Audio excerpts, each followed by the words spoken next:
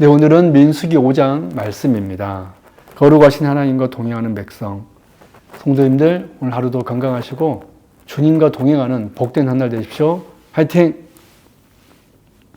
사랑 여러분, 민수기 1장에서 4장까지 하나님은 이스라엘을 군대로 조직하시고 성막 중심으로 진을 배치하시며 레위 지파를 통해 성막 봉사의 질서를 세우셨습니다. 이제 광야를 향한 준비는 거의 완성된 것처럼 보입니다. 그러나 하나님은 단지 외적인 조직과 질서만을 중요하게 여기지 않으셨습니다. 하나님은 당신의 백성이 내적으로도 거룩하고 성결하기를 원하셨습니다.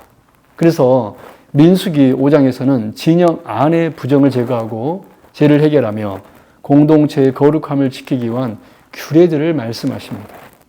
이 말씀은 단순한 위생 규정이나 사회 질서에 관한 내용이 아닙니다. 거룩하신 하나님께서 자기 백성 가운데 거하시기 때문에 하나님의 백성도 거룩해야 한다는 사실을 보여주는 중요한 말씀입니다. 이 말씀을 세 가지로 살펴보도록 하겠습니다. 첫 번째 1절에서 4절의 내용으로 하나님은 공동체 가운데 부정을 제거하기 원하십니다. 본문에서 하나님은 나병 환자와 유추병 환자, 시체로 인해 부정하게 된 사람들을 진영 밖으로 내보내라고 명령하십니다. 이것은 단순히 위생상의 문제가 아니라 하나님께서 거룩한 공동체 가운데 부정이 머무는 것을 허락하지 않으신다는 사실을 보여줍니다. 왜냐하면 하나님께서 친히 그들 가운데 거하시고 계셨기 때문입니다. 이스라엘 진영의 중심에는 성막이 있었고 성막 가운데 하나님께서 임재하셨습니다. 따라서 공동체의 거룩함은 선택이 아니라 반드시 지켜야 할 조건이었습니다. 오늘날에도 하나님은 교회 가운데 거하십니다. 그러므로 우리는 죄와 타협하며 살아갈 수 없습니다. 죄를 가볍게 여기면 결국 하나님과의 교제가 흐려지게 됩니다. 우리 사랑하는 성도 여러분, 하나님은 오늘도 우리 삶 가운데 있는 부정과 죄를 제거하기를 원하십니다. 우리는 날마다 회개하며 거룩함을 추구해야 합니다.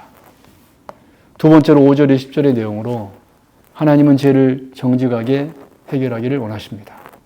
본문은 이웃에게 죄를 범한 사람이 반드시 그 죄를 자복하고 배상하라고 말씀하십니다. 단지 마음속으로 후회하는 것으로 끝나는 것이 아니라 실제적인 회복이 요구되었습니다. 이는 죄가 단순히 하나님과의 문제만이 아니라 사람과의 관계까지 무너뜨린다는 사실을 보여줍니다. 하나님은 죄를 숨기거나 덮어두는 것을 원하지 않으시고 정직하게 인정하고 해결하기를 원하십니다. 참된 회개는 단순한 감정이 아니라 삶의 변화와 관계의 회복으로 나타나야 합니다. 오늘날도 우리는 하나님 앞에서뿐 아니라 사람 앞에서도 정직해야 합니다. 잘못이 있다면 인정하고 돌이키며 가능한 한 관계를 회복하려는 마음이 필요합니다. 사랑하는 성도 여러분, 하나님은 형식적인 신앙이 아니라 진실한 회개와 정직한 삶을 기뻐하십니다. 마지막 세 번째로 11절에서 31절의 내용으로 하나님은 숨겨진 것까지도 아시는 분이십니다. 본문 후반부에는 의심받는 아내에 관한 규례가 기록되어 있습니다.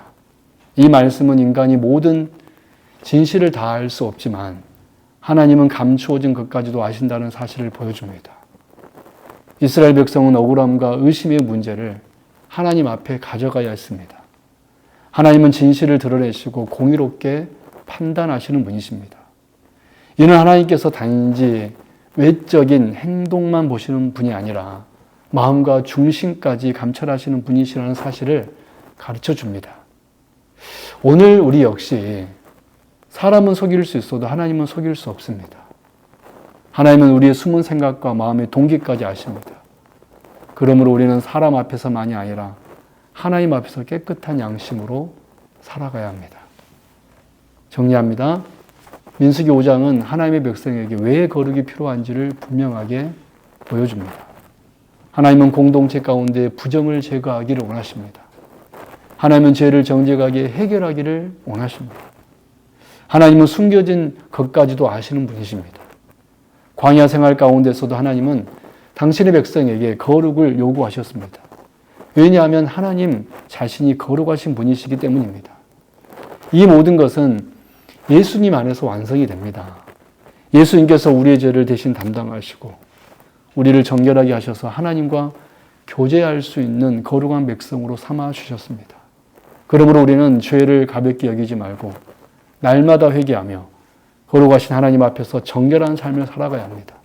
오늘 또 하나님과 동행하는 거룩한 백성으로 살아가며 세상 속에서도 성결함을 지켜가는 저와 여러분 되길 바랍니다. 아멘.